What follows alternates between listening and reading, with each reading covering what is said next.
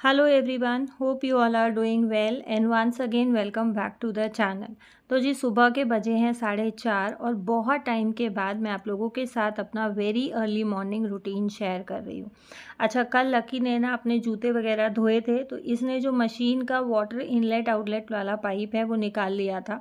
बस मैंने रात को वापस नहीं लगाया, सिर्फ मशीन लोड कर दी थी क्योंकि सुबह ना फिर वो जो वॉश बेसिन में पाइप था वो अभी स्टिल लटक रहा है नीचे और वो लटके हुए नलके से ही जो है मुझे पानी भरना पड़ता है, तो थोड़ी सी दिक्कत होती है। मैं इसको ठीक करा रही थी, मैंने प्लम्बर को पैसे भी दे दिए थे बट ओनर ने कहा कि नहीं मैं खुद से कराऊंगा, आप नहीं कराओ वो, क्योंकि प्लम्बर को मैंने बोला था आप पक्का बिल दे देना और प्लम्बर ने कहा कि उसका जीएसटी कटता है तो मैं पर्ची पे बिल बनवा लाऊंगा। उसके लिए ओनर अग्री नहीं हुआ तो मैंने प्लम्बर से पैसे वापस ले लिए थे और मैं बहुत परेशान हो रही हूँ, लेकिन 1-2 दिन में मैं इसको अपने जो है एंड पे ठीक करा लूँगी। यहाँ मशीन लगाने के बाद मैं आ गई हूँ सीधा किचन में। मशीन में रात को लोड करके सोई थी तो बस मॉर्निंग में मुझे सर्फ डाल के उसको ऑन करना था। अच्छा, अक्टूबर का महीना शुरू हो गया है, सुबह सुबह की भीनी भीनी मीठी मीठी ठंड शुरू हो गई है और आजकल तो ऐसा हो रहा है कि दिन में भी बहुत ज़्यादा गर्मी नहीं है, तो बहुत बार ऐसा होता है मेरा बिना पंखे के ही काम चल जाता है। और सुबह सुबह जब मैं ये बालकनी का गेट खोल देती हूँ ना, इसमें विंडो भी है और रेलिंग पे जो पैनल बनाया हुआ है उसमें रेलिंग एज इट इज़ है, उसके पैनल के नीचे प्लास्टिक की जाली लगाई है, तो उसमें से धीरे धीरे थोड़ी थोड़ी जो हवा आती है ना, हल्की हल्की हवा आती रहती है, उससे थोड़ी थोड़ी ठंडक रहती है, तो सुबह सुबह काफ़ी अच्छा फ्रेश फील होता है। यहाँ साथ साथ मैं लग गई हूँ नाश्ते की तैयारी करने, क्योंकि आज नाश्ते का मेन्यू थोड़ा सा लंबा है। अच्छा, कुछ एक बहनें पूछ रही थी कि दीदी आप अपने बर्तन किचन की बालकनी में क्यों रखते हो, आप किचन के ड्रॉर्स में क्यों नहीं रखते हो, तो वो मैं आप लोगों के साथ शेयर करूँगी कल के ब्लॉग में, आप लोगों को दिखाते हुए कि क्या रीज़न्स हैं, मेरी क्या मजबूरी है, क्यों मैं किचन के जो बर्तन है वो किचन के ड्रॉर्स में ना रख के बालकनी में रखती हूँ। ये मेरे लिए भी थोड़ा सा डिफ़िकल्ट रहता है कि मुझे बार बार बालकनी में जाना पड़ता है और बाहर बालकनी में धूल मिट्टी भी जमती है, जैसा मैंने आपको बताया सिर्फ जाली है तो उसमें से बहुत धूल मिट्टी आती है, बट मजबूरी है मेरी, वो मैं नेक्स्ट वीडियो में आपके साथ शेयर करूँगी। यहाँ पानी मैंने बॉईल होने के लिए चढ़ा दिया है और साथ साथ निकाल लाई हूँ मैं अपनी सब्ज़ी में बनाऊँगी आलू गोभी मटर। गोभी जो है वो मैंने रात को ही काट के रख ली थी। पानी उबलने पे है तो मैंने इसमें डाल दिया है नमक और पानी को हम अच्छे से उबालेंगे। उबालने के बाद गैस मैंने बंद कर दी है। इसमें गोभी डाल के और मैं ढक के छोड़ दूँगी इसको कम से कम आधे पौने घंटे के लिए, या अगर आपको अंदाज़ा नहीं आता है तो पानी ठंडा होने तक के लिए, जितना आप पानी में हाथ डाल सकते हो उतने टेम्परेचर पे पानी आने के लिए। अच्छा, टमाटर भी मैं साथ साथ इसी पानी में डिप करके रखने वाली हूँ, क्योंकि गर्म पानी में जब हम टमाटर डाल के छोड़ देते हैं ना तो वो बहुत आसानी से पील ऑफ हो जाते हैं, तो हमारा थोड़ा सा टाइम बच जाता है जो टमाटर छीलने का रहता है। और गोभी में सबसे ज़्यादा फर्टिलाइज़र्स यूज़ होते हैं, सबसे ज़्यादा कीड़े मारने की दवाई गोभी में यूज़ होती है, तो गोभी हम जब भी बनाते हैं तो हमें ध्यान रखना चाहिए कि हम बनाने से आधा पौना घंटा पहले गर्म पानी में गोभी को ज़रूर डिप करके छोड़ें। और हमारे यहाँ जो है गोभी की खेती होती है, इसलिए मुझे गोभी की बहुत डिटेलिंग में बहुत सारी चीज़ें पता है और इसीलिए मैं आप लोगों के साथ शेयर कर रही हूँ। यहाँ मेरी नाश्ते की जो है प्रिपरेशन मैंने शुरू कर दी है, साथ साथ मैंने झाड़ू भी लगा लिया है।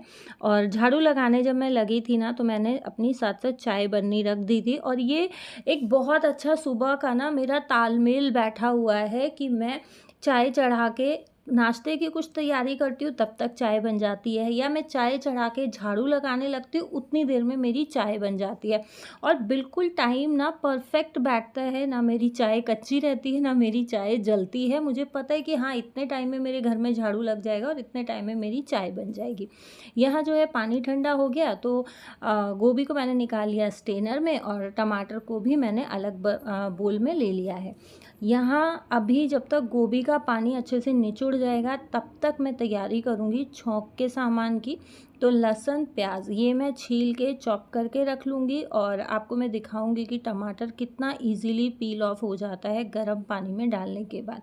विंटर्स में मैं ज़्यादातर यही करती हूँ कि मैं जब मुझे सब्ज़ी बनानी होती है उससे 10 मिनट पहले टमाटर को बॉइलिंग वाटर में डाल के छोड़ देती हूँ, जिससे कि सब्ज़ी बनाते टाइम जो है टमाटर बहुत इजीली छिल जाए।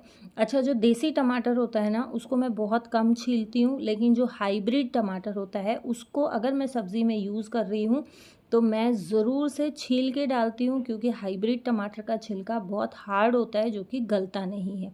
आप देखें कितना ईज़िली, जैसे हम आलू छीलते हैं ना, ऐसे टमाटर छिल रहा है गर्म पानी में डालने के बाद। और आप ये देखें कि जब छौंक में ही टमाटर का छिलका नहीं गल पा रहा है तो वो पेट में जाने के बाद कैसे गलेगा और कैसे डाइजेस्ट होगा। तो ये हमें नुकसान ही देता है, इसलिए मैं कोशिश करती हूँ कि टमाटर को मैं यूज़ करूँ तो मैं छील के ही यूज़ करूँ।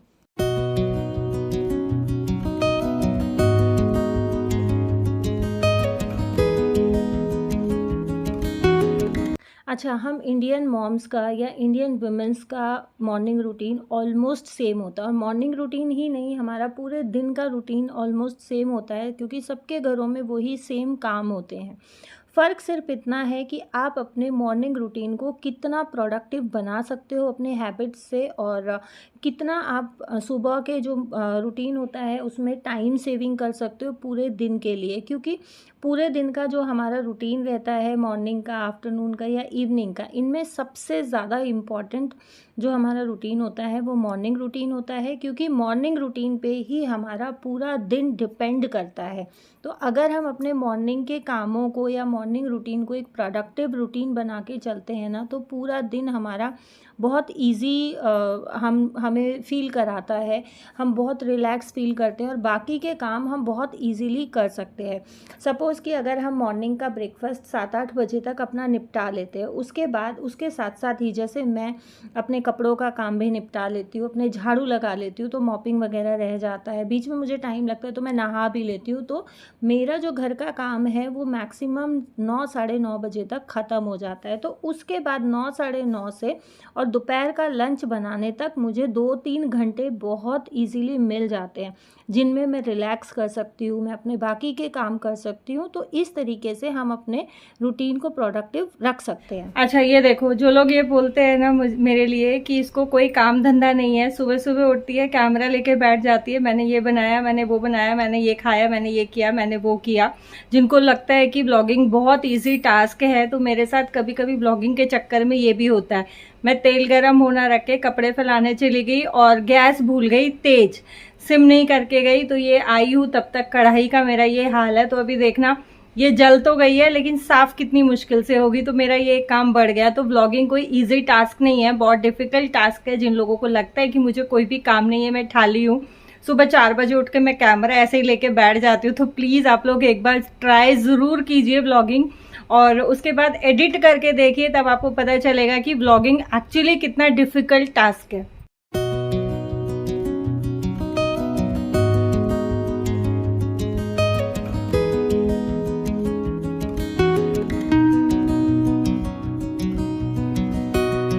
तो जी, सब्ज़ी तो मैंने चढ़ा दी है और लकी को जाना है स्कूल, तो लकी को बस अभी जो है शेक बना के दिया है, और मैं बहुत देर से लकी से ही बातें कर रही हूँ, क्योंकि वो मेरे पीछे पीछे घूम रहा है। उसका यही रहता है कि जब उसको अकेले जाना होता है ना, वो बोर हो जाता है और वो मेरे पीछे पीछे पीछे पीछे घूमता रहता है। क्योंकि आजकल खुशी की क्लासेस ऑनलाइन चल रही है।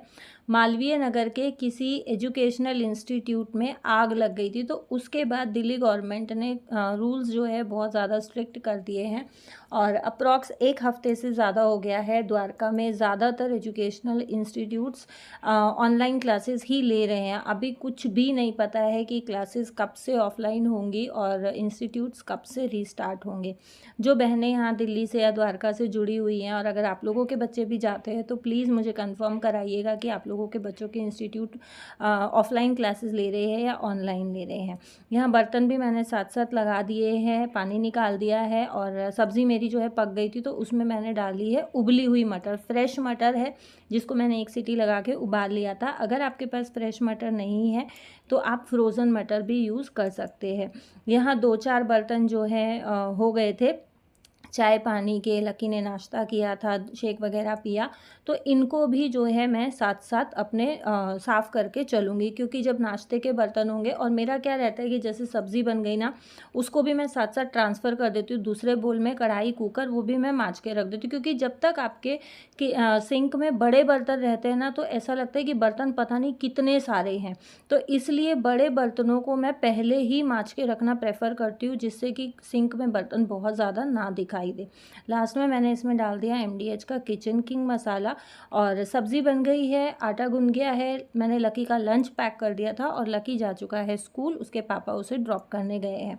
यहाँ जब तक हस्बैंड आएँगे लकी को ड्रॉप करके, मैं तैयारी कर रही हूँ घिया के रायते की। जैसा मैंने आपको स्टार्टिंग में बताया कि आज मेन्यू थोड़ा-सा बड़ा है, तो कद्दूकस कर रही हूँ और आजकल ना मैं हाथ से ही कद्दूकस करती हूँ, मैं अपना फूड प्रोसेसर यूज़ नहीं कर रही हूँ, क्योंकि उसमें फिर बहुत तामझाम हो जाता है।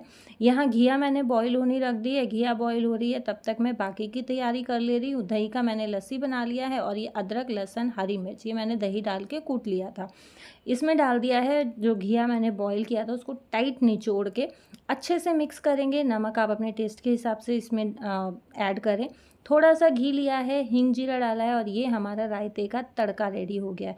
बहुत सिंपल रायता रहता है, लेकिन बहुत डिलीशियस लगता है। अगर आपके पास सूखा हुआ कढ़ी पत्ता है तो वो भी आप इसमें ऐड करें, बहुत लाजवाब बनता है। ज़रूर ट्राई कीजिएगा अगर अभी तक आपने घिया का रायता ट्राई नहीं किया है।